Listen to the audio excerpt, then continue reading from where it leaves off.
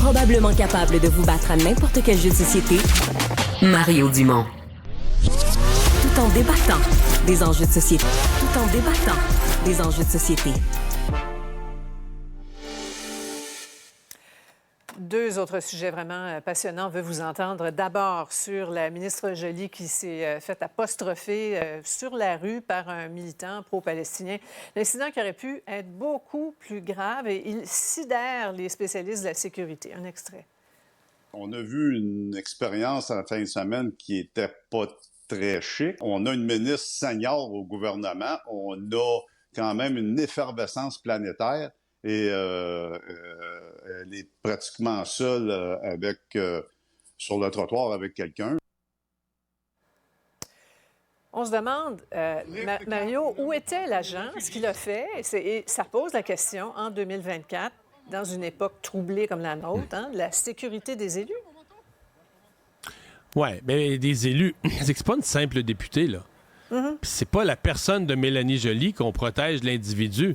C'est l'institution, là. C'est la ministre des Affaires étrangères d'un des pays du G7 qui intervient, là, qui prend position pour, contre, dans des conflits armés. Des conflits armés qui, à l'échelle mondiale, on peut parler de celui au Moyen-Orient qui est peut-être le plus émotif, là, qui polarise les gens, qui amène les gens dans toutes les directions. Donc, est-ce que c'est normal? Puis on avait eu la même chose, j'ai un souvenir précis de la ministre des Finances. Même chose, c'était la ministre des Finances là, d'un pays du G7 qui se promenait, était dans l'entrée d'un building, puis là, il y a un gars qui la prend à partie. Moi, j'ai un malaise avec ça, c'est évident, là. Ouais. On entend, en plus, très, très clairement Emmanuel Lhomme dire, là, ma job, c'est de vous harceler. Oui, puis peut-être que lui, il conçoit que sa job, c'est de la harceler, mais elle, sa job, c'est quand même de ne pas être harcelée. Sa job, c'est de prendre des décisions. Rester calme. Moi, ce qui me surprend, c'est qu'elle est... Tu sais, il y a comme un moment là, brusque là, où on sent qu'elle a eu peur, mais pour l'ensemble, son ton de voix est remarquablement calme. Ah ouais. Bravo pour elle, mais d'après ce qu'on dit, il y avait un garde du corps. Il était où, puis il faisait quoi?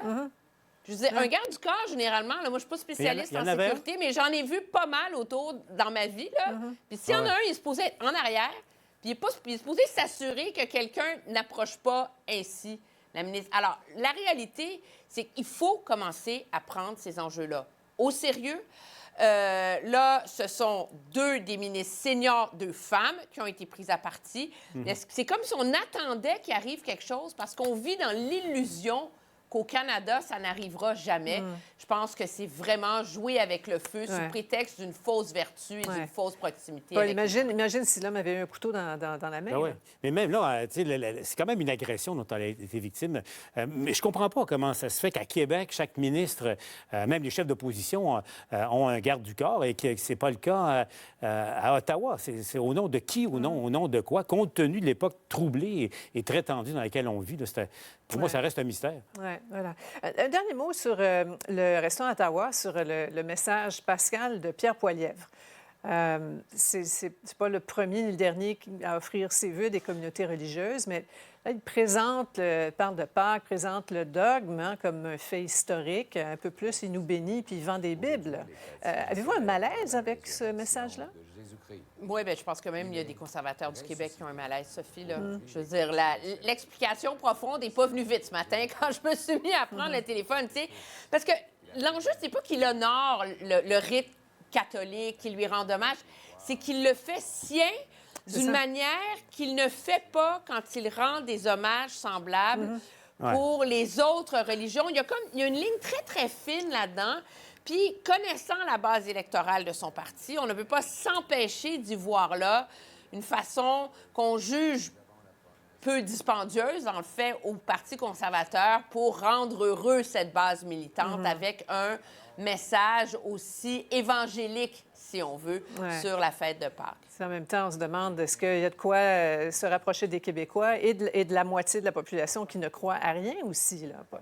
En même temps, M. Poilievre a un talent certain pour la prêtrise, parce que moi, je croyais voir un prêtre à l'Église et tout ça récitant pratiquement mot à mot un catéchisme. Bon, il a le droit, qu'il soit chrétien, catholique, peu importe, c'est son droit le plus fondamental, qu'il l'exprime. Je pense que c'est son droit aussi le plus fondamental. Le seul risque qu'il y a là-dedans, c'est que, bon, est-ce que c'est instrumentaliser une religion pour faire de la politique? Point d'interrogation. Ce serait pas le premier, là? Oui, mais l'autre danger, c'est qu'il faut jamais perdre de vue que dans l'histoire de l'humanité, les drames surviennent souvent quand la religion des uns doit devenir la loi de tout le monde. Et c'est une ligne qui est extrêmement délicate et dangereuse. Il ne faut pas garder à distance le dogme religieux quand on est au pouvoir, quel qu'il soit, ce dogme. Ben non, on n'a pas implanté un gouvernement religieux, mais moi, je suis un peu de l'école d'Emmanuel. Je pense que c'est des points faciles. Comme lui, il n'interviendra pas sur l'avortement, par exemple. Il sait que l'aile religieuse de son parti est un peu frustrée, un peu déçue de lui. Fait qu'il se dit, c'est des façons faciles. Un petit message de Pâques, c'est une façon facile de les remettre de bonne humeur en se disant qu'il n'y a pas tant de points, pas un prix si élevé à payer dans le reste de la population. Je pense que c'est le calcul qui a été fait, là. Merci à vous trois. On se retrouve demain.